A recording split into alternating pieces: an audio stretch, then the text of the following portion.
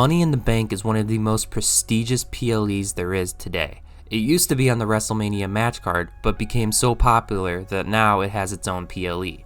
This concept has helped create superstars in the past, such as CM Punk. He made a living off of the Money in the Bank concept. He won the event 2 times in the past, and he cashed in and won 2 world titles off of this. This concept helped create who CM Punk is today. And also Seth Rollins. He has one of the biggest cash-ins of all time happening in 2015 at WrestleMania. It is otherwise known as the heist of the century. This concept has helped create 2 of the biggest superstars in WWE history. Can the same be said this Saturday? Who knows? Let's get into my Money in the Bank predictions.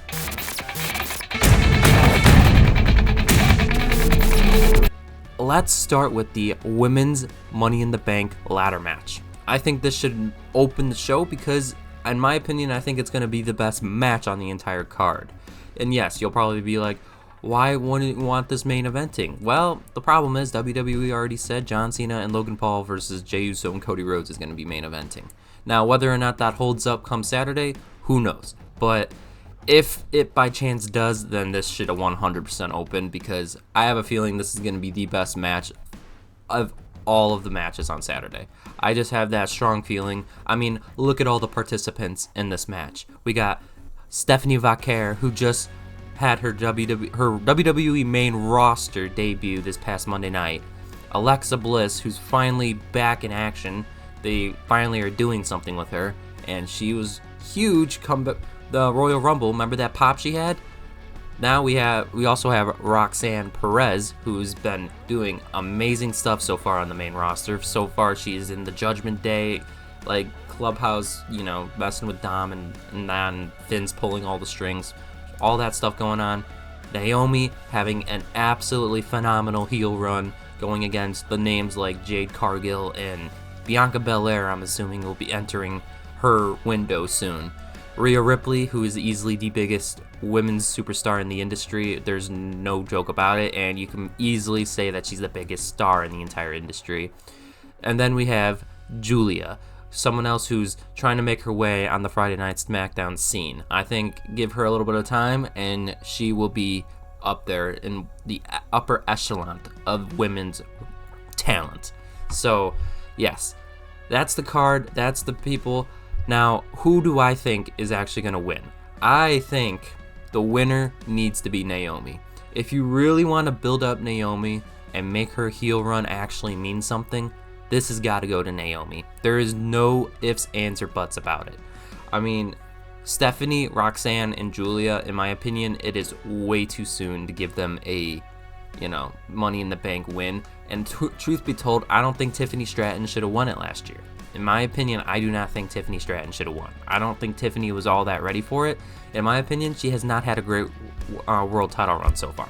In my opinion, she has not. She's not very good on the mic, and her in-ring ability just reminds me a lot of Charlotte Flair, but a less.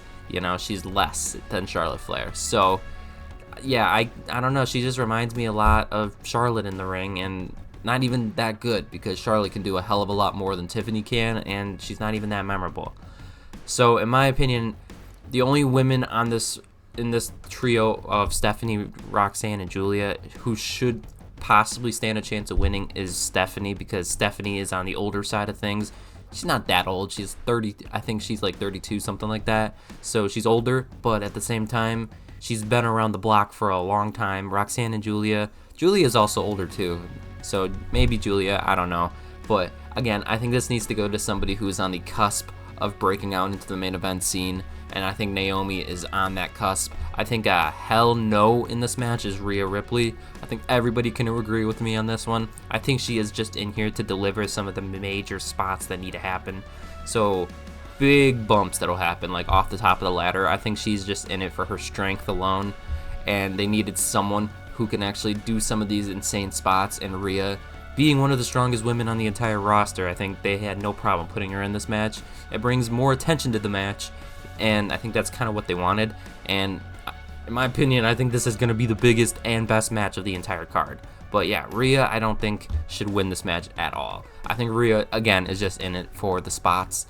And as I said, Naomi, I think she really needs this win. I think having Naomi run around with the briefcase on SmackDown, teasing Tiffany of when she's going to cash in, and then officially cashing in. I think the end goal here is a WWE Women's Championship match at SummerSlam between Naomi as the champion, Bianca Belair, and Jade Cargill. I think that is a SummerSlam match for the ages. This match would feed people. This would be such a damn good match, but it has to start with Naomi winning the briefcase. And in my opinion, I think Naomi has a quick turnaround with the briefcase, unlike Tiffany Stratton. So yeah, that's my predictions for the women's Money in the Bank ladder match. Let's move on to the next one. Next, we have the Women's Intercontinental Championship match between Lyra Valkyria, the champion, and Becky Lynch, the challenger. Now, this one I have a feeling can go a multitude of different ways. If we just want to have no shenanigans whatsoever in this match, I believe Becky Lynch is going to win. But if we end up having a shenanigan, such as Bayley returning, I feel like Lyra Valkyria will retain once again and set up a Bayley and Lyra feud for the future, for Bayley to be the one to take the belt off of Lyra and Becky go after Bayley again. But I think it starts with Bayley and Becky going at it at Evolution 2. I think they are going to try whatever to set that up, and whether or not that means Bayley returning at Money in the Bank, I have no idea. They could easily go that route. I think that is one of the routes you should go. It's an interesting route in my opinion, but at the same time that leaves the belt on Lyra. But Lyra's grown on me a lot within the past few months. Her work with Becky has been phenomenal. Becky has crafted her into a star already. She is a star now because of this feud with Becky. Becky has made Lyra so much bigger, and Lyra has not, she has not drowned. You sink or swim. She has swum. She has swam, and wow, she has done phenomenal with it. I honestly think this is going to be another really, really good match. Believe it or not, I think the women's matches are going to be the best ones on the entire card this Saturday. Just you wait. It will be. And yeah, I don't think this will be any different from their backlash match. I think this will be just as good, if not even better than that. I don't know how you could top that backlash match, but knowing these two, I could very well see them doing that. But yeah, this match I have a feeling is going to be really, really good. And as I said, if no shenanigans happen, I think Becky Lynch walks away with the Intercontinental Championship. And yeah, it'll set up some amazing stuff for the future. Whether that be Bayley returning and wanting to challenge, Lyra coming back and challenging, a triple threat between the three of them. I think that's where they're heading. I think that is where they're heading with these two in particular, is that Bayley is going to get reintroduced into this feud, or whatever you want to call it, this little thing between the two of them. She's going to come back sooner rather than later, and I think it's going to set up something for Evolution 2, whether it's between the three of them or if it's just between Becky and Bayley. I don't think Lyra and Bayley have anything going on anytime soon. I think that is something that'll happen at SummerSlam if it ever happens. So we'll just have to see about that. But yeah, again, if there is no shenanigans, I believe Becky Lynch walks away with the championship. But if there are shenanigans, I believe Lyra Valkyria will retain. Now on to the men's Money in the Bank ladder match. This one, I have a feeling, is going to be in the absolute shits. But I could be wrong. I don't know. This match just does not intrigue me whatsoever. Starting with Andrade. Carmelo Hayes was right there. Why the fuck is Andrade in this match? 1. 2. Why the fuck is Solo Sikoa in this match? No. 3rd, why the hell is El Grande Americano in this match? I get some people's hates for this character. In my opinion, it should just be Chad Gable, not El Grande Americano. El Grande Americano should be at Worlds Collide. That's my opinion. I believe El Grande should be at Worlds Collide and Chad Gable should just be at Money in the Bank. But no, we had to do the opposite. And then Penta, in my opinion, guys, what is the hype behind this guy? I just don't understand it. Penta is not very good. In my opinion, LA Knight and Seth Rollins are the only two who should actually be in this match. In my opinion, they're the only two. And Seth Rollins, as much as I would love to see him win Money in the Bank again, I don't see it happening.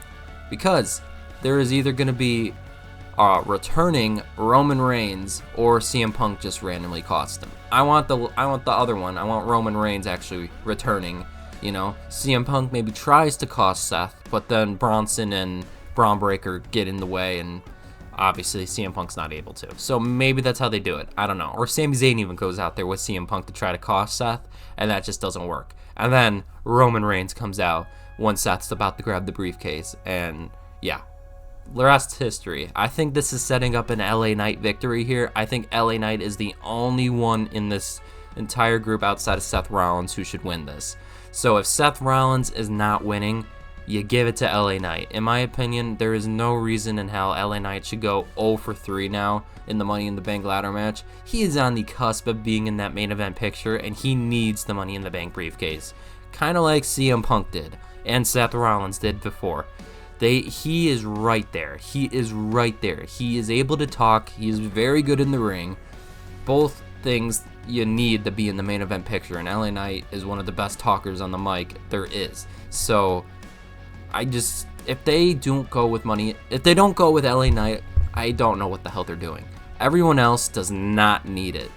Actually, they do need it, but they're not ready for it. Solo is the third option I would have. If we had to pick somebody, it'd be Solo. But yeah, I'm not even wanting that. Solo better not win this. LA Knight or Seth Rollins. Those are the only two valid options for this match. I think there'll be some insane spots from Penta, Andrade, and El Grande Americano, and even Seth Rollins will probably pull off an insane spot. And even LA Knight, I could see something from LA Knight, but Solo, no. I think Solo's just in there for God knows what, maybe to revitalize his career after basically being shat on by Jacob Fatu. Yeah, this match does not intrigue me whatsoever. This match just does not look good at all, in my opinion. And it starts with the fact that you have 2 guys, 3 guys, 4 guys who shouldn't even be in the match. Yeah, what is going on with this match? I don't get it. This match does not intrigue me whatsoever. I pray it's good, but I don't have much hope for this match. And last but not least, we have the tag team match that they seemingly love putting on Money in the Bank matches the last few years. But we have John Cena and Logan Paul versus Jey Uso and Cody Rhodes. This one, I think there is a clear winner here, and believe it or not, I do not think it's Jey Uso or Cody Rhodes.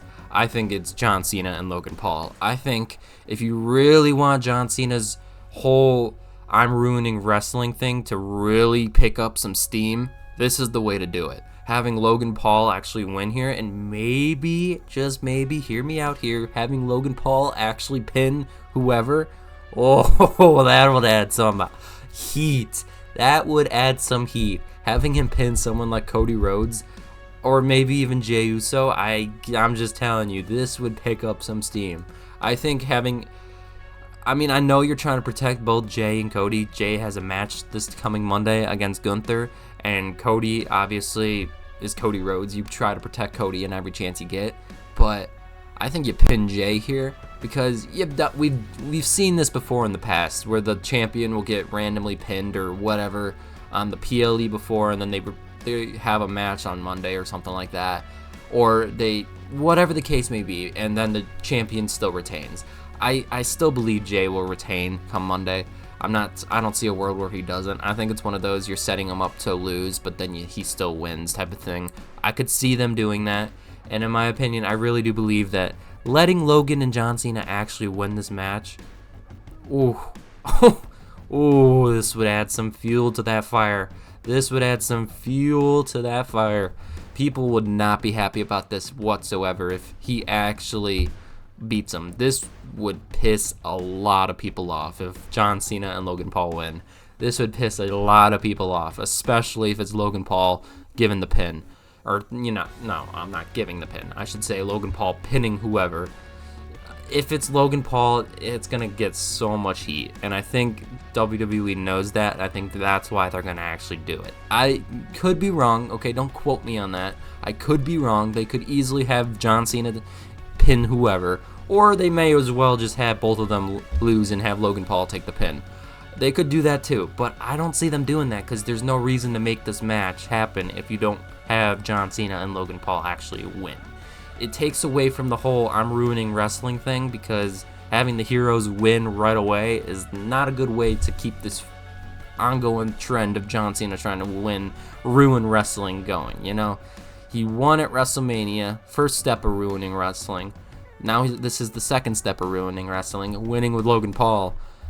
I think pulling the trigger on Paul and Cena is the way to go here. I really don't see a world where Cody and Jay actually win. If they do, it's going to mess up the entire John Cena, run.